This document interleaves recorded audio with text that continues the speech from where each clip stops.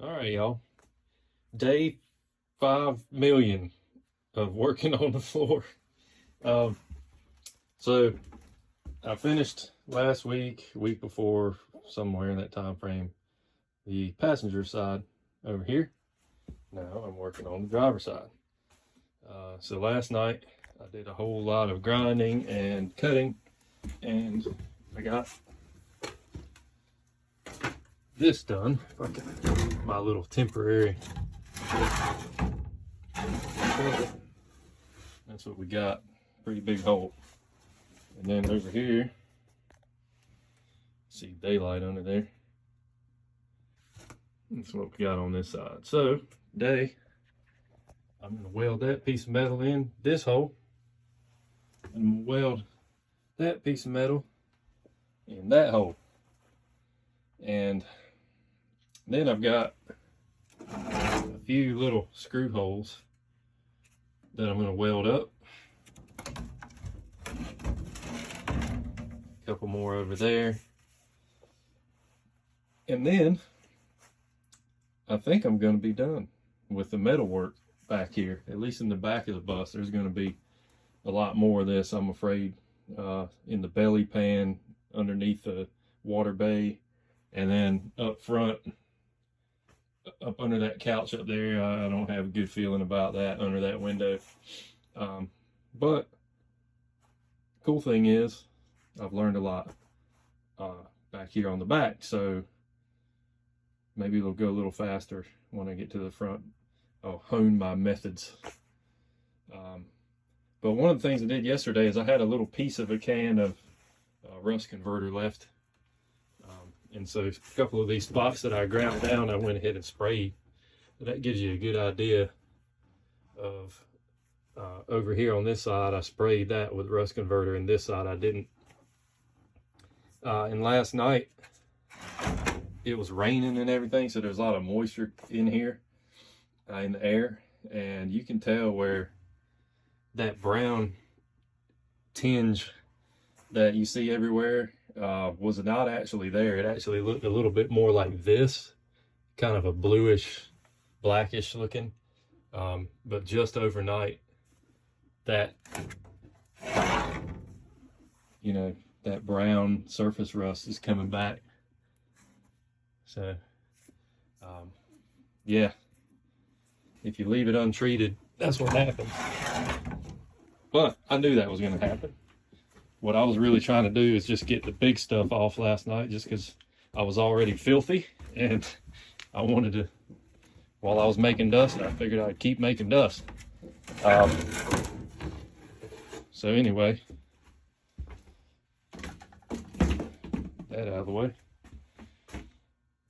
So I'm going to get to welding, and it'll be a good feeling to know that I'm at least done cutting and welding the metal back here. And then it'll just be seal it up. And I got some good Rust-Oleum in a can. I'm just going to brush on real thick. And hopefully this will last a little while. It's never going to be perfect. Even if I was to sandblast this down to bare metal, treat it, and prime it, there's so many pits. It's just bound to rust again someday. Not to mention the underside of this is the fender well, so whatever I do on the other side is gonna have to be good too. But it's 16 gauge metal. I mean, this right here is 40 years old. So, and it's been getting leaked on for probably 20. So I got the leaks fixed for the most part, I think. So hope to get some nice long life out of it. We'll see what happens. All right, y'all. Well, for the first time in I don't know, a month, there's no holes in the floor pan of the bus. I don't think. I'm sure I've missed one or two of these screw holes somewhere. Maybe not. But anyway, I got that plate welded in. It's not the prettiest thing in the world, but I'm kind of in a tight space and welding a bunch of rust, and yeah, it's not ideal conditions. Some of that back there looks pretty good though. I had to kind of pulse it to get the thin to the thick. So I built a puddle up on the angle iron in the back and then sort of just let the puddle flow into the sheet metal. And that seemed to work pretty good. I could kind of burn it down on the thicker stuff and let the rust and everything else kind of float out of the puddle, and then let that puddle, I'd kind of bring the MIG back and let that puddle flow into the sheet metal, the clean sheet metal, and that worked okay. And then all of this was just, I don't know, tough going. Of course, this is some of my first welding, practical welding I've ever done, so oh well. And this one I already started grinding back there on that one, because while I was in there, I wanted to just get on with it. So that one's done. And then I did that one yesterday, ground it down and sprayed it with one step. I'm gonna have to do it again though. So all this is gonna have to be wire brush one final time and then vacuum good. And we're gonna clean it real good with, I'll probably use some of this stuff just because, I don't know, I like it. Works, it's pretty easy. I'll probably hit it a good 2 or 3 times with that. And then I'll hit it with some of that rust converter. I've been back and forth on what to use. A lot of people say OSFO or Osmo or whatever the heck it is works really good, which is basically just kind of a diluted phosphoric acid in liquid form, kind of a watery thing that you can just paint on and let it convert and dry, which is essentially all this stuff does. It's just that I think it's got a little clear coat or something mixed with it, so that when it's done, it seals it at the same time. I think there's a chance that because of that, it doesn't work as good. It doesn't get into the nooks and crannies of the metal as easily. So I think the trick with the spray-on stuff is you have to basically have all the rust gone first, to where there's hardly anything left, kind of like what you see right here. Like this brown, that's happened in the overnight. It all kind of looked like this yesterday, and that's what you want. You want it kind of a grayish color where the rust used to be, and then you spray it with the one step or the whatever brand you're using, and that works pretty good. I did that on the roof of an old 72 Plymouth Duster that I restored back when I was like 17 or 18 years old. I'm 39 now, so, and that roof is not rusted. So, you know, so I got pretty good faith in that method. So that's probably what I'm going to go with. I'm probably going to sandblast and do Osmo on the outside. So I got some on the way. But hey, it'll be a good test. I'll do it one way in here and then the other way out there. Of course, in here you'll never know what happened because I'm going to cover it with flooring. But anyway, that's what we got. All right, folks, so here we are on the Re-Newell project again, and there's a big hole in my floor. So I've got all of the wood that I had cut out up off the floor, and I have sanded, grinded, welded, you name it, to the floor pans in here. And I figured while I'm in here, I'd go ahead and pull the wood up off the middle here and clean up these supports, and I'll go ahead and hit them as well. And what I'm doing, if I can find the can here, is I'm spraying it with this stuff right here. And the trick with that stuff is it only really works if you get it down to this point right here. So if you look across here, you see that there's very little of this brown. There's no scale. You know, it's almost like black already, even though I haven't sprayed it yet. this is what it looks like after you spray it when it has activated. But that's the key with these rust converters. You almost have to get it down to bare metal before you use that product. If you try to spray it over like actual just rusty metal, it won't work. It won't turn black. It won't do what it's supposed to do at all. So here's a good example of it. So I sprayed this earlier today. This was brand new metal when I put it in there. But just from sitting in the bus for, I don't know, a couple of weeks, it got enough surface rust on it that it turned black when I sprayed it with the VHT. Over on this side, the rust didn't quite make it over here. So that's just a good example of kind of, you know, you think you got clean bare metal with no rust, and it's rusting. So anyway, that's the reason that I'm spraying the brand new metal with this rust converter as well, because that's what happens. And you know, once it's in there, once it's under there and gets started and you paint over it, it's just going to pop through. So I don't expect this to last forever, because like I said, I mean, even with all the grinding that I've done and all the prep work that I've done, it'll still probably eventually come back through. But it should be good for 20 or 30 more years, I would say. Good enough. So anyway, that's what we're gonna do. I think I'm gonna vacuum it one more time and wipe it down with some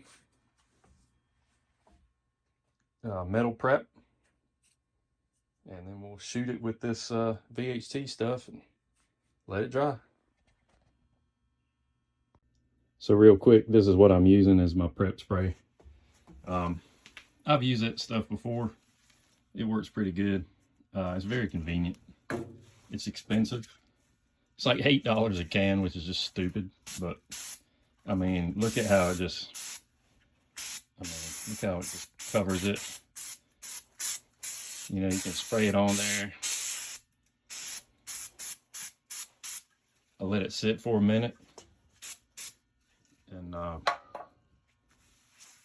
I'm probably going to be sorry that I sprayed it so close to that old One Step, or I call it One Step. There's a product called One Step that's a rust converter that I don't know if they don't make it anymore, but I just call it all One Step now.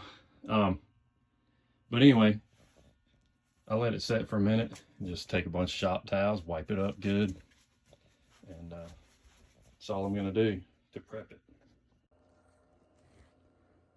I'm tired of going in this hole right here. I'll go ahead and be honest with you. It's getting old. That's bad when you got that much light coming out of your RV onto the ground.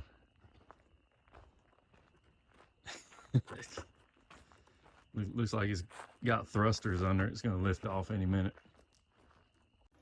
All right, so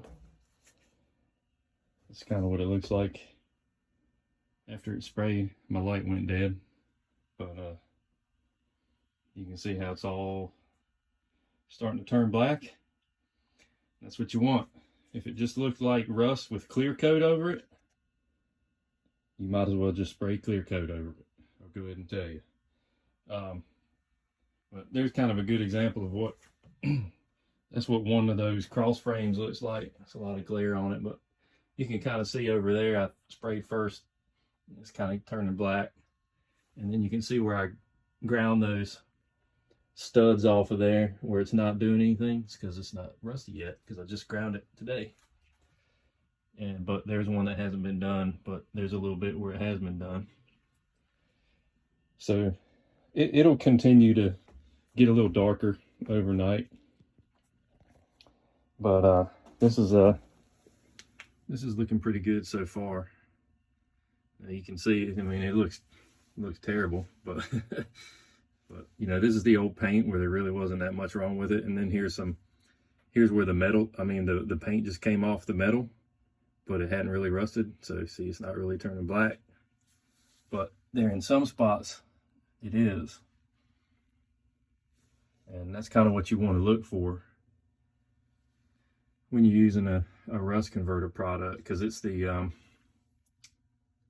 phosphoric acid reacting with the rust. And you can do this with, I think these products, this clear looking stuff, I really think it's just clear coat with that phosphoric acid solution mixed in it somehow. Because it's just, I mean, look at it.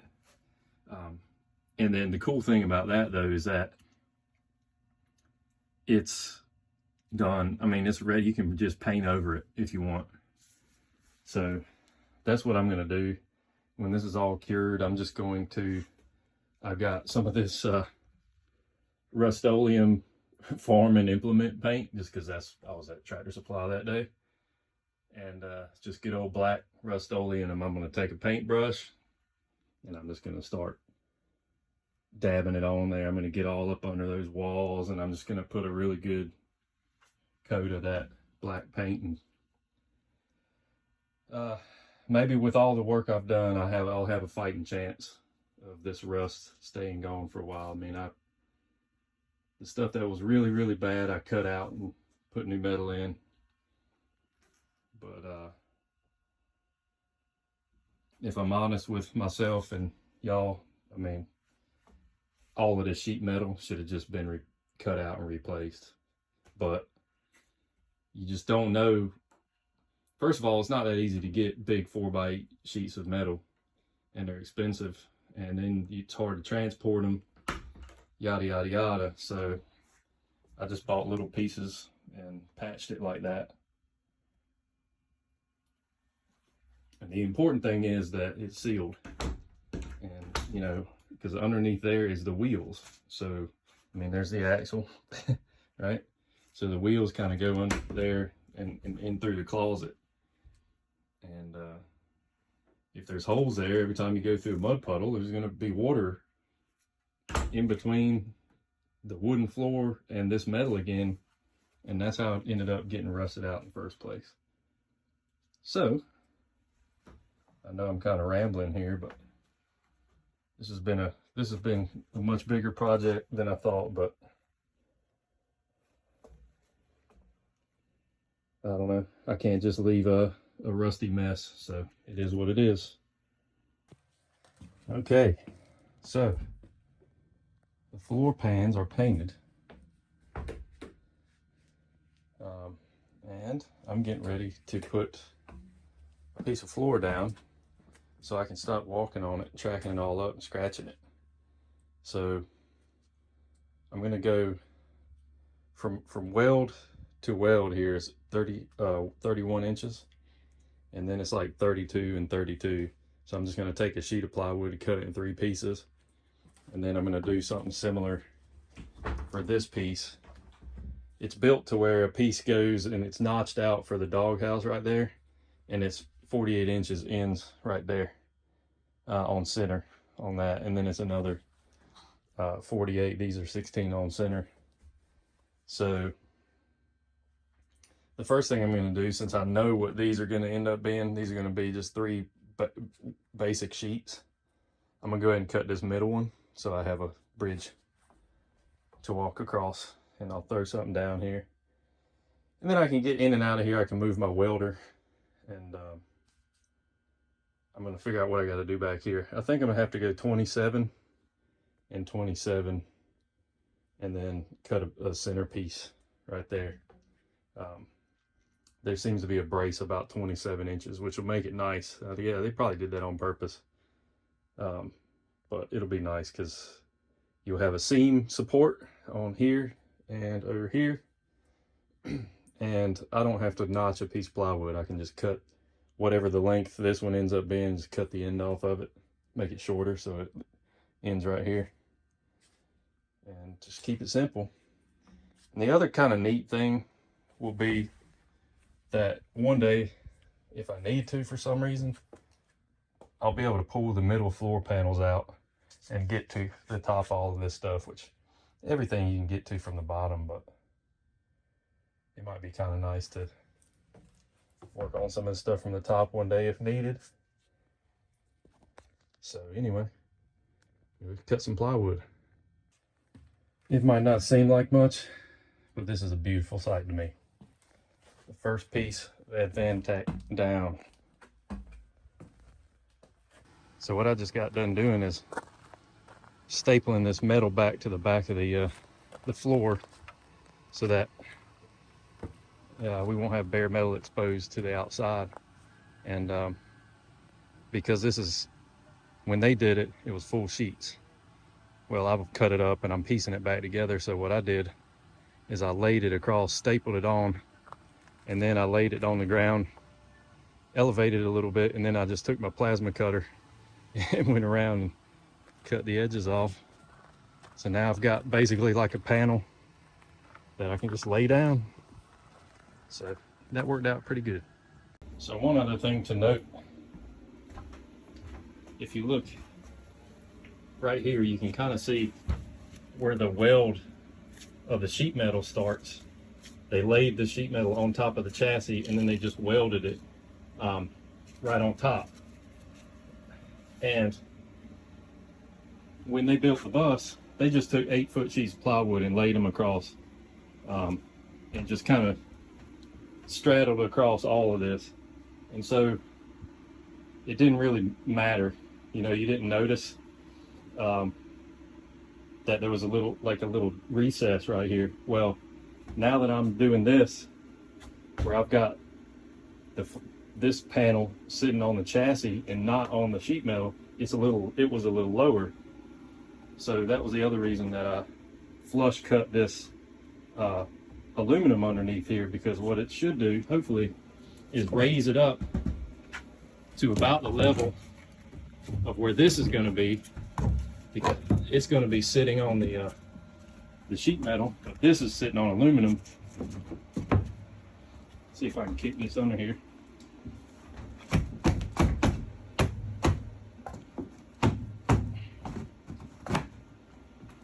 See if I'm right.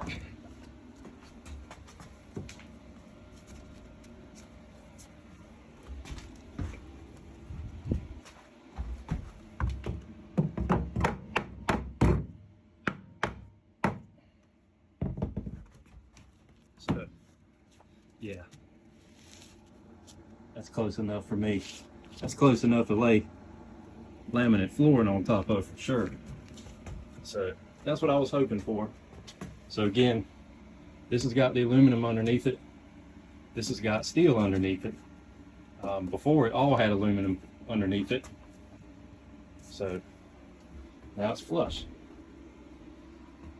And the other thing that we hopefully won't have is aluminum laying on top of steel quite as much. Because, you know, what happened before is you've got, well, it was painted, but you know, you got aluminum sitting on top of steel, and she calls some galvanic corrosion, I guess. Is that what it's called? Anyway, so now we won't have nearly as much of that either. It'll just rust normally now. So the two middle sheets are in to stay, hopefully, and I've got the rest of them pretty much cut. I'll probably still have to do a little trimming. But what I'm doing right now, I'm not putting them in just yet because I want to do some sealing on the seams and whatnot on the outside. And I've been having water coming in under the wall right here and right back there under the electrical. So I don't want to cover it up yet. I want to have a few good rainstorms and make sure my seal job that I do tomorrow holds before I end up with the same mess that I just fixed. So, pretty good day. I have somewhere to walk, and there's no more holes in the floor. This makes me happy.